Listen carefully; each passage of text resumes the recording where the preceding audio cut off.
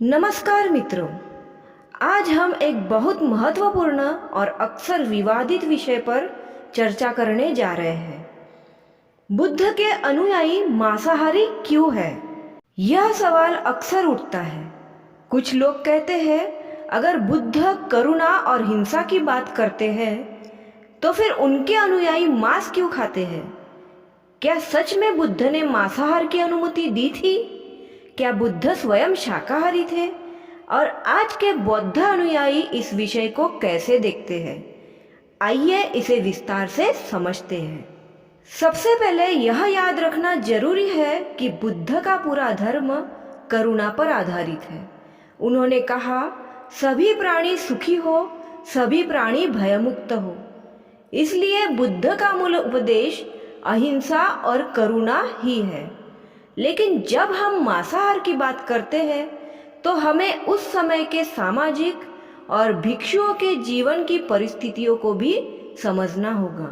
बुद्ध के समय भिक्षु और भिक्षुणियां भिक्षाटन करके ही भोजन प्राप्त करते थे। भिक्षु स्वयं भोजन पकाते नहीं थे। जो कुछ गृहस्थ लोग उनके पात्र में डाल देते वही वे ग्रहण करते। अब सोचिए, अगर गृहस्थ ने भिक्षा में चावल, सब्जी, फल, मिठाई दिया तो वही खाएंगे। अगर किसी ने मांस डाल दिया तो भिक्षु उसे भी ठुकरा नहीं सकते थे। क्यों? क्योंकि बुद्ध ने कहा था, भिक्षु को भोजन के बारे में इच्छा अनिच्छा नहीं रखनी चाहिए। लोभ और चयन भिक्षु के लिए बाधा है।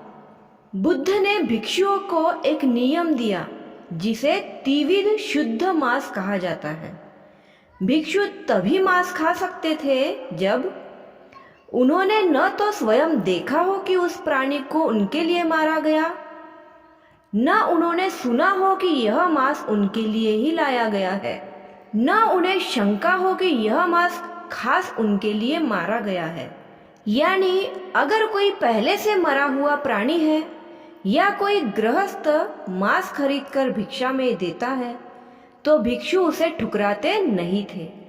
लेकिन अगर किसी ने खास भिक्षु के लिए जानवर को मारा तो वह मांस वर्जित था। बुद्ध ने कहा, जो गृहस्थ सोचता है कि देवता या पितरों को प्रसन्न करने के लिए जानवर को मारना उचित है, वह अंधविश्वास में है। उन्होंने पशु बलि और यज्ञों में की जाने वाली हिंसा का कड़ा विरोध किया। यानी बुद्ध ने प्राणियों की हत्या का हमेशा निषेध किया। बुद्ध स्वयं शाकाहारी थे या नहीं? पाली ग्रंथों में कहीं यह स्पष्ट नहीं मिलता कि बुद्ध केवल शाकाहारी ही थे।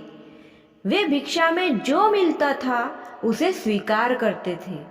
लेकिन कई बाद के महायान ग्रंथ बताते हैं कि बुद्ध ने भिक्षुओं को शाकाहार का ही उपदेश दिया। विशेषकर चीन, जापान और वियतनाम में जब बौद्ध धर्म गया तो वहाँ के महायानी भिक्षुओं ने पूर्ण शाकाहार को अपनाया। वही श्रीलंका, थाईलैंड, म्यांमार और तिब्बत जैसे देशों में त्रिविध शुद्ध मांस की परंपरा बनी रही। अब सवाल आता है, आज भी कई बौद्ध अनुयायी मांस क्यों खाते हैं? भौगोलिक परिस्थितियां, परंपरा, महायान का प्रभाव तथा गृहस्थ अनुयायी के हिसाब से, जैसे तिब्बत, लद्दाख या मंगोलिया जैसे ठंडे इलाकों में खेती संभव नहीं, इसलिए वहाँ लोग मांस पर निर्भर रहे। थेरवाद परंपरा श्रीलंका, थाईलैंड में आज भी त्रिविध शुद्ध मांस का नियम मान्य है। चीन, जापान और वियतनाम में भिक्षु पूर्ण शाकाहारी रहते हैं। गृहस्थों पर बुद्ध ने शाकाहार का कठोर नियम नहीं रखा। उन्हें सिर्फ यह अपेक्षा की गई कि वे पंचशील का पालन करें। और पहला शील है प्राणी हत्या से बचना, यानी हत्या न करें। लेकिन यदि बाजार से मांस खरीदते हैं तो उसे हत्या नहीं माना गया। तो मित्रों, सवाल का उत्तर यही है, बुद्ध ने मांसाहार को बढ़ावा नहीं दिया। उन्होंने हत्या का निषेध किया। लेकिन भिक्षुओं के लिए यह नियम रखा कि वे जो भिक्षा मिले वही स्वीकार करें। इसलिए कुछ अनुयायी मांसाहार करते हैं तो कुछ पूर्ण शाकाहारी हैं। बुद्ध का असली संदेश है अहिंसा, करुणा और चित्त की शुद्धि। इसलिए हमें विवाद से ज़्यादा करुणा और मैत्री पर ध्यान देना चाहिए।